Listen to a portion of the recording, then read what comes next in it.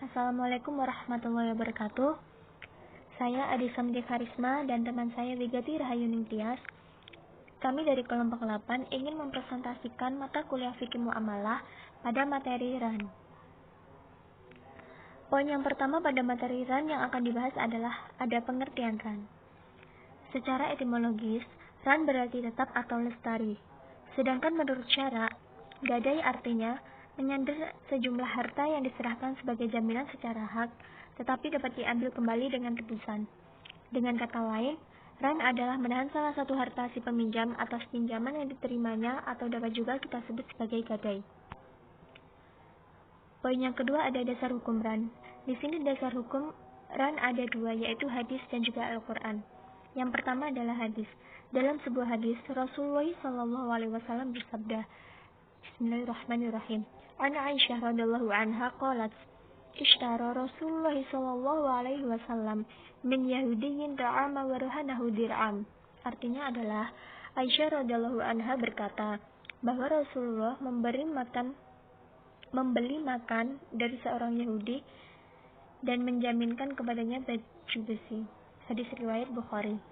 Yang kedua yaitu Al-Quran yang terdapat pada surat Al-Baqarah ayat 283.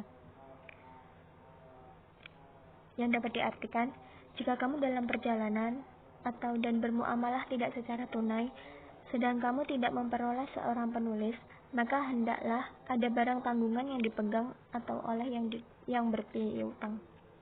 Akan tetapi, jika sebagian kamu mempercayai sebagian yang lain, maka hendaklah yang dipercayai itu menunaikan amanatnya atau hutangnya, dan hendaklah ia bertakwa kepada Allah atau kepada Allah Tuhannya. Dan janganlah kamu para saksi menyembunyikan persaksian. Dan barang siapa yang menyembunyikannya, maka sesungguhnya ia adalah orang yang berdosa hatinya, dan Allah Maha mengetahui apa yang kamu kerjakan. Barang tanggungan atau board itu diadakan bila satu sama lain tidak percaya mempercayai. Quran Surat Al-Baqarah ayat 283. Poin yang ketiga ada rukun dan syarat. Yang pertama ada rukun.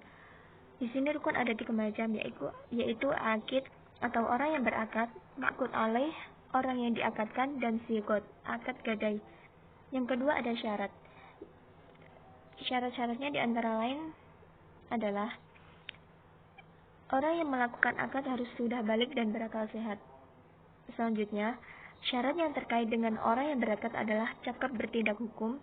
Yang ketiga, syarat sigot atau lafal tidak boleh dikaitkan dengan syarat tertentu atau dikaitkan dengan masa yang akan datang, karena akad gadai sama dengan akad jual beli. Yang keempat, syarat al-marhun bihi atau utang adalah merupakan hak wajib yang harus dikembalikan kepada orang tempat berutang. Utang itu boleh atau dapat dilunasi dengan barang jaminan tersebut. Yang terakhir adalah syarat barang jaminan adalah harus jelas bentuk barangnya, dapat diperjualbelikan, milik sah, dan dapat diambil manfaatnya. Poin yang keempat ada pemanfaatan barang gadai. Di sini ada beberapa menurut ulama.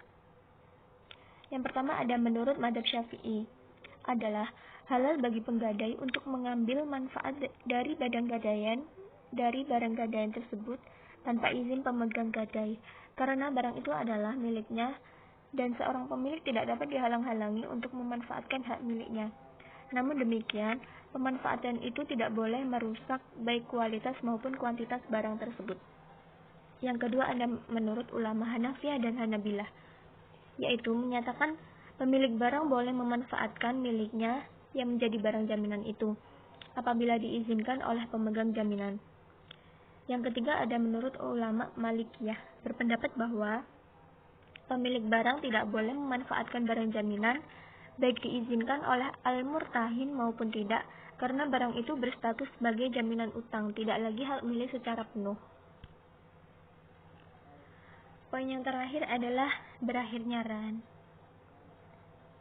RAN dapat berakhir apabila barang dikembalikan kepada pemiliknya. Yang kedua, barang dijual paksa oleh murtahin. Yang ketiga, orang yang berhutang sudah melunasi hutangnya. Yang keempat, hutang dibebaskan atau dipindah tangankan. Yang kelima, orang yang berhutang meninggal. Dan yang terakhir ada pembatalan gadai oleh orang yang berakal. Itu adalah presentasi kami dari kelompok 8. Apabila ada yang belum paham bisa ditanyakan. Sekian dari kami, syukron katsir. Wassalamualaikum warahmatullahi wabarakatuh.